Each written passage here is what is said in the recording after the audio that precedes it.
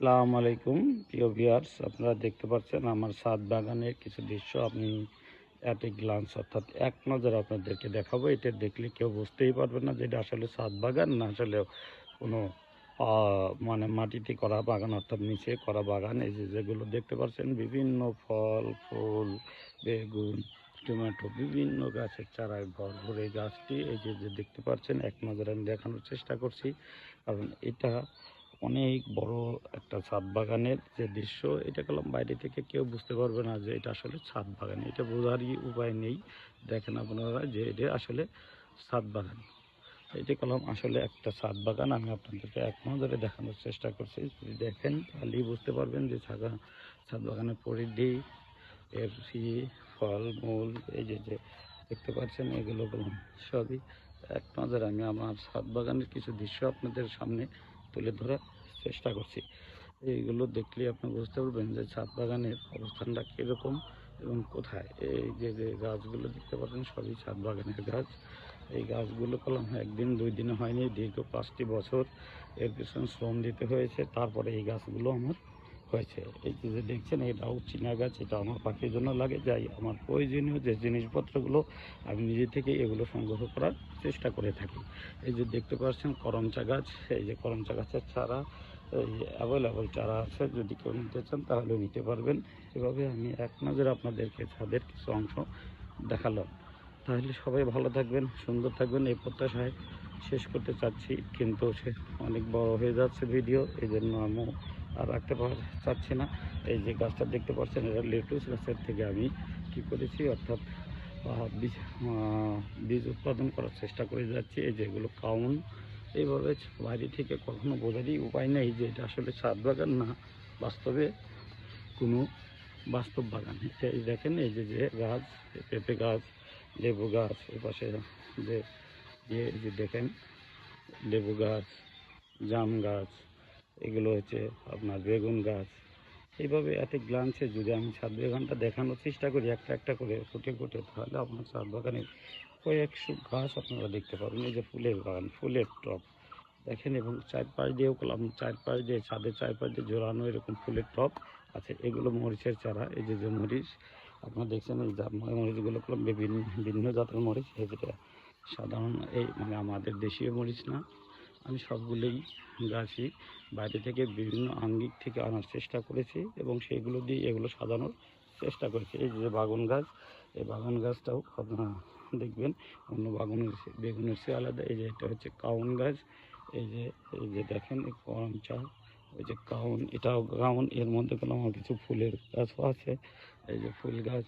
এইভাবে আমি যদি ছাদ বাগানটাকে আপনাদেরকে দেখাই, এই যে জাম গাছটা যদি আমি খালি দেখানোর চেষ্টা করি, তাহলে জাম গাছটাই আপনি দেখে শেষ করতে পারবেন না, এত বড় এবং অনেক সময় লাগবে।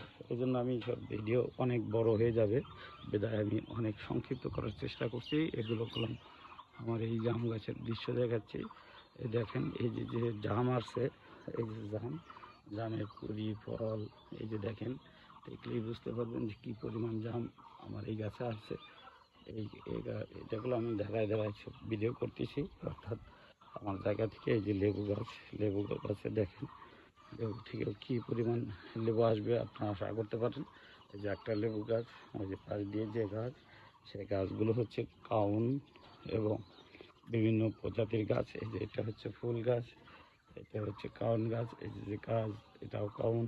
এই যে আপনার বেগুন গাছ, এটা ওই যে দেখেন লেবু গাছ, লেবু ধরে আছে, অ্যাভেলেবেল লেবু আপনি পাবেন। আমার মাত্র 3টে লেবু গাছ থেকে আমি সারা বছর লেবু সংগ্রহ করে থাকি, আমার বাইরে আর কোনো লেবু সংগ্রহ করতে হয় না। এইভাবে একটা দুটা না, আপনার বিভিন্ন প্রজাতির গাছ আছে, যে গাছগুলো খুবই অদ্ভুত। যেমন এই যে একটা গাছ দেখছেন, এটা হচ্ছে জলপাই গাছ। জলপাই গাছের ফুলগুলো দেখলে আপনার মনে মুগ্ধকর হয়ে যাবে। এই দেখেন যে জলপাই গাছে কী পরিমাণ ফুল আসছে, তাহলে আপনি দেখলেই মুগ্ধ হয়ে যাবেন। এই যে জলপাই গাছ, এবং এই গাছগুলো করলাম একেবারে ছোটো না, একবারেই ছোটো না। এই যে ড্রাম থেকে আরম্ভ করে ড্রামের মধ্যে আমি এই গাছগুলো করেছি। টমেটো গাছ, এই যে দেখতে পাচ্ছেন, এটা হচ্ছে আপনার ওই করমচা বা চারা গাছ। এই করমচা চারা গাছগুলো আমি বিক্রি করে দেবো। এটা হচ্ছে আমরা যেটা সারা 12 মাস আমি এই আমরা গাছ থেকে আমরা পেয়ে থাকি। বা খেয়ে থাকি। এটা হচ্ছে আমড়া গাছ, এটা হচ্ছে ড্রাগন, ওটা হচ্ছে বড়ই গাছ। এইভাবে অ্যাভেলেবল গাছ। এই যে শাক, জানেন কলমি শাক, এই কলমি শাক থেকে অনেকগুলো মামা পাখি খায়। এই যে একটা লেবু গাছ আপনাকে দেখাই, দূরে থেকে অনেক দূরে থেকে ভিডিও ধারণ করছি, কারণ সব জায়গায় যাওয়া সম্ভব হচ্ছে না। এই এই যে একটা লেবু গাছ, এটা হচ্ছে পেয়ারা গাছ। যদি পেয়ারা গাছটা আপনাদেরকে একটু দেখাই ভালো করে, তাহলে দেখবেন যে পেয়ারা গাছে কী পরিমাণ পেয়ারা আছে, তাহলে আপনি দেখলেই বুঝতে পারবেন যে কী পরিমাণ পেয়ারা এই পেয়ারা গাছে আছে। এই পেয়ারা গাছটা করলাম অনেক বড়, ছোটো না। এই যে নিচে ড্রাম থেকে আরম্ভ করে পেয়ারা গাছটা আমি যদি দেখাই, তাহলে এভাবে দেখতে অনেক বড় মনে হবে। এবং প্রতিদিনই পানি দিতে হয়, 2 বেলা পানি না দিলে এই পানিটা শুকায় যায়। এটা হচ্ছে করমচা গাছ। আপনাকে ইতিমধ্যে কয়েকটি করমচা গাছের ভিডিও আমি আপনাদেরকে আপলোড করেছি এবং দিয়েছি। এটা হচ্ছে সেই করমচা গাছ, যে করমচার কথা আমি বারবারই বলে থাকি। আসলেও এই করমচার যদি আপনি মিষ্টিটা উপভোগ না করেন, তাহলে বুঝতেই পারবেন না আসলে কী করমচা এটা। এই যে করমচা গাছের চারা, এগুলো ফুল গাছ। এই যে করমচা গাছের চারা, এগুলোও ফুল গাছ। এই যে দেখেন আমার ডাঁটা, অর্থাৎ এই যে ডাঁটার শাকগুলো লাগিয়েছিলাম, এগুলোও আছে।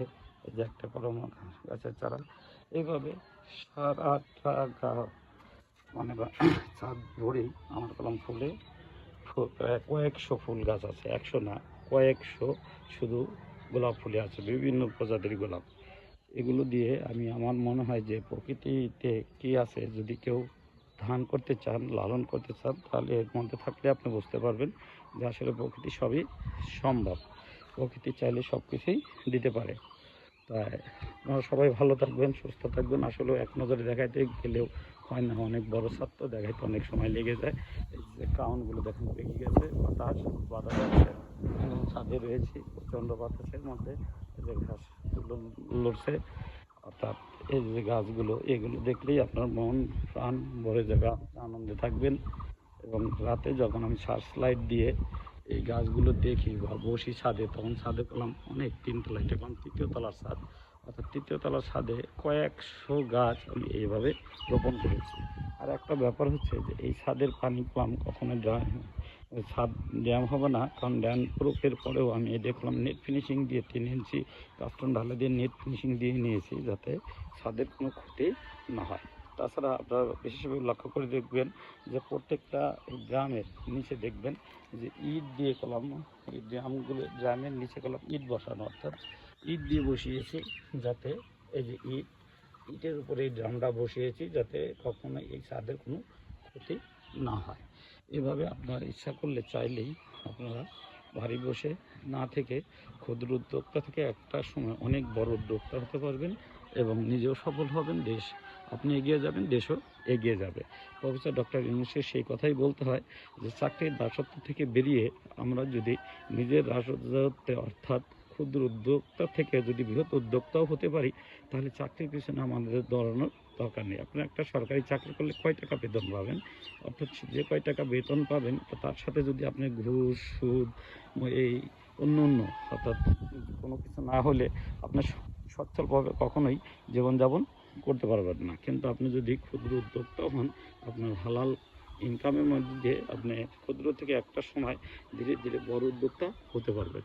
তাই স্যালুট জানাই আমাদের প্রফেসর ইউনূস স্যারকে, যিনি ক্ষুদ্র উদ্যোক্তা, অর্থাৎ 3জিরো গ্র্যাভিটি বইয়ের যিনি প্রবর্তক, অর্থাৎ সারা বিশ্বব্যাপী যিনি চ্যালেঞ্জ করে দিয়েছেন যে অর্থাৎ জিরো, সব কিছুতে জিরো নিয়ে আসার জন্য উনি চেষ্টা করে যাচ্ছেন। অর্থাৎ 3 গ্র্যাভিটি, আমি বলি 0 গ্র্যাভিটি, অর্থাৎ 0 কার্বন, 0 পভার্টি এবং 0 বেকার, অর্থাৎ বেকার কেউ থাকবে না, 0 বেকার। এই তথ্যগুলো সামনে উনি অলরেডি নিয়ে আসছেন এবং সেইগুলো বাস্তবায়নের জন্য চেষ্টাও করে যাচ্ছেন। আমরাও তার পাশে থেকে চেষ্টা করে যাচ্ছি, সরকারি চাকরির পাশাপাশি ক্ষুদ্র উদ্যোক্তা থেকে চাকরি পেছনে না করে আমরা যেন বড় উদ্যোক্তা হতে পারি। সবাই দোয়া করবেন, ভালো থাকবেন, সুস্থ থাকবেন। বা দেশবাসী সবার প্রতি সুস্বাস্থ্য কামনা করে শেষ করছি। খোদা হাফেজ। বাংলাদেশ জিন্দাবাদ। বাংলাদেশ এগিয়ে যাক। প্রফেসর ডক্টর ইউনূস এগিয়ে যাক। আর এই প্রত্যাশায় শেষ করছি। আল্লাহ হাফেজ।